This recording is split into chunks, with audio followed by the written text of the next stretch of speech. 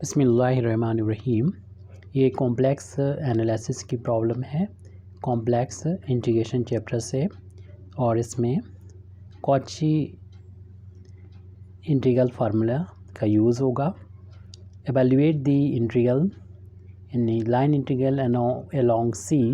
E to the power I Z upon Z Q D Z, where C Z mod equal to 1। ये एक circle सी जो है एक circle है, और इस सर्किल का सेंटर 0 है और रेडियस इसकी 1 के इक्वल है। तो पहले हम इसी सर्किल को यहाँ पर ड्रॉ कर लेते हैं, क्योंकि ये सर्किल डोमेन का काम करेगा और डोमेन के अंदर एक पॉइंट होना चाहिए। वो पॉइंट यहाँ पर z-0 यानी ओरिजिन हो जाएगा। ये यहाँ पर कॉम्प्लेक्स प्लेन हमने बनाया है, और इसमें ये एक्स एक्सिस है, ये वाई एक्सिस है, रियल एक्सिस है, इमेजिनरी एक्सिस, और इसमें 1 रेडियस 1 डिस्टेंस ये ले लेते हैं, और इस ओरिजिन को यानी z-0 को सेंटर मानते हुए एक सर्किल को ड्रॉ करेंगे। तो ये हो जाएगी सी यानी सर्किल हो जाएगी, और इसमें एक डोमेन ये इसमें कवर हो रहा है, इसके अंदर इनक्लोज हो रहा है, और इसमें एक पॉइंट z=0 यानी ओरिजिन है। तो इस के अंदर अगर हमें कोई पॉइंट मिल जाता है तो कॉची इंटीग्रल फार्मूला ये होता है कि फंक्शन का nth डेरिवेटिव एट z0 कोई भी पॉइंट होगा वो यहाँ पर हमने 0 z= यानी z0 जो है वो z=0 है। तो यहाँ वैल्यू होती है फैक्टोरियल n अपान 2πi, और line integral along fz upon z-z0 whole power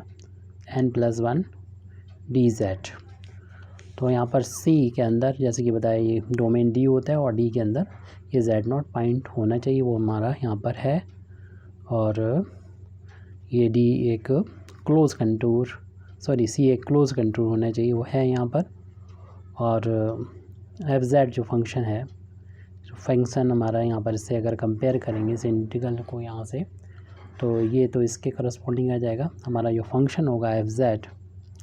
वो ये न्यूमरेटर में e to the power I Z हो जाएगा, और ये फंक्शन हम लोग जानते हैं कि एनालिटिक होता है। तो हमारा इस d के अंदर हर एक पॉइंट पर ये फंक्शन एनालिटिक होगा। तो यहाँ पर हम कॉची इंटीग्रल फार्मूला फॉर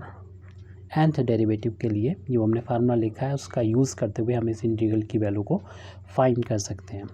तो हमें इस इंटीग्रल की वैल्यू को फाइंड करने के लिए ये इससे मिलेगा हमको, तो इसके लिए हमें ये वैल्यू निकालना चाहिए। और यहाँ पर जैसे कि हमें पता है कि n+1 जो है वो 3 के इक्वल है, तो n+1 अगर 3 है तो n की वैल्यू 2 हो जाएगी, यानी हमें सेकंड डेरिवेटिव हमें चाहिए होगा इस फंक्शन का, इसलिए इसको 2 बार डिफ्रेंशिएशन कर देंगे z के रिस्पेक्ट में। तो ये फर्स्ट डेरिवेटिव निकालेंगे। नेक्स्ट पेज पर देख रहे हैं हम लोग, ये जब फर्स्ट डेरिवेटिव निकालेंगे यानी f' z के रिस्पेक्ट में, तो e की पावर z का e की पावर z होता है, लेकिन z का जो कोफिशिएंट है मतलब ये z नहीं था, तो इसका दोबारा से डिफ्रेंशिएशन करेंगे, तो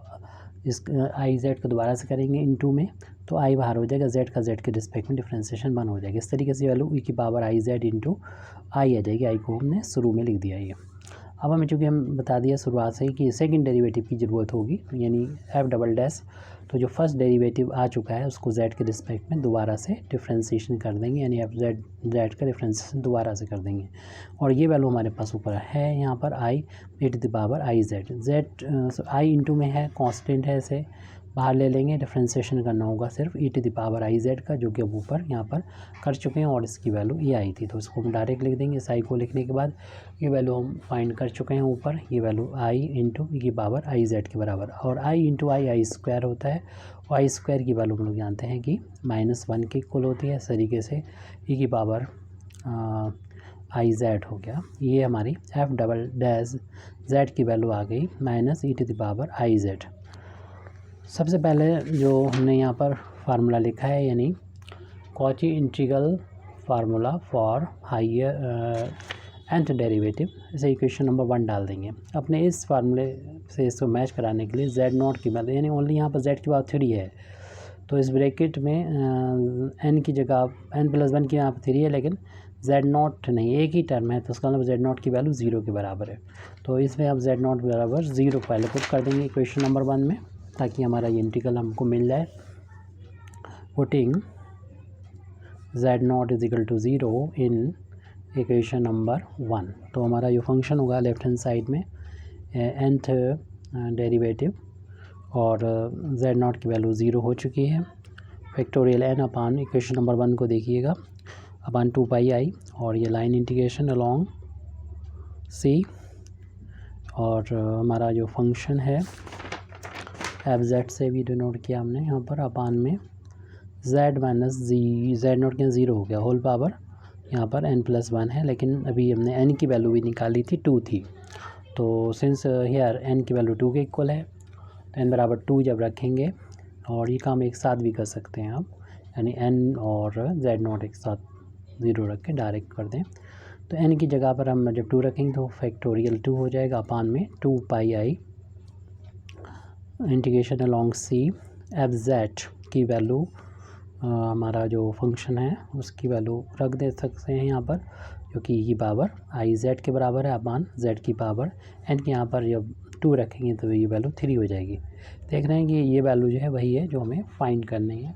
तो बाकी को हम ट्रांसपोज जब चाहेंगे कर देंगे, पहले इसकी वैल्यू को फाइंड कर लें। यानी ये है क्या, ये सेकंड डेरिवेटिव है, यानी इसको हम एफ डबल डैश से भी डिनोट करते हैं। जब ये सेकंड डेरिवेटिव हमने निकाल लिया है तो उसकी वैल्यू हमें z इक्वल टू 0 पर चाहिए, जबकि यहाँ लिखा हुआ 0, तो फैक्टर 2 की वैल्यू होती है 1 इंटू 2 अपान में ये 2 पाई आई है, और line integration e to the power I z upon Z की पावर 3, इस इंटीग्रल की वैल्यू की ज़रूरत है। 2 से 2 इसे कैंसिल कर दें, एफ डबल डैश जेड की वैल्यू ऊपर हमने फाइंड कर रखी है e to the minus e to the power I z, वो हमने यहाँ पर पुट कर दी है, और हमें सिर्फ z इक्वल टू 0 पर वैल्यू चाहिए। ये 1 ऊपर बचा है अपान में आई है, और ये line integration e to the power I z upon z cube d z. अब यहाँ पर जहाँ पर भी z नज़र आएगा वहाँ पर उसकी वैल्यू 0 पुट कर देंगे, क्योंकि ये वैल्यू में z इक्वल टू 0 पर चाहिए थी। तो 1 अपान आई, और ये line integration along c e to the power I z upon z cube d z. अब जिसकी वैल्यू चाहिए तो i को हम राइट हैंड साइड से लेफ्ट में पहुँचा देंगे, तो i का इधर जाके मल्टीप्लाई हो जाएगा i इंटू ई की पावर i इंटू 0, ये 0 हो जाएगा। आप डायरेक्ट भी कर सकते हैं c e to the power I z upon Z की power 3 T Z as it लिख दिया, सिर्फ i को हमने राइट हैंड साइड में पहुँचाया है, और इसकी पावर 0 है तो इसकी वैल्यू 1 हो जाएगी, तो ये वैल्यू आ गई माइनस आई इंटू 1। देयरफॉर हम कह सकते हैं कि हमारा ये इंटीग्रल अगले पेज पर हम लिख रहे हैं line integration e to the power I z z की पावर 3 डी जेड। यहाँ पर c के बारे में बता दिया कि एक सर्किल है, यूनिट सर्किल जिसे कहते हैं कॉम्प्लेक्स प्लेन में, तो माइनस आई और i की वैल्यू 0 की वैल्यू 1, इस तरीके से हमारा ये आंसर माइनस आई के इक्वल आ गया। Thank you very much Indeed for listening me व आखिर दावाना अल्हम्दुलिल्लाहि रब्बिल आलमीन वमा अलैना इल्लल बलाग।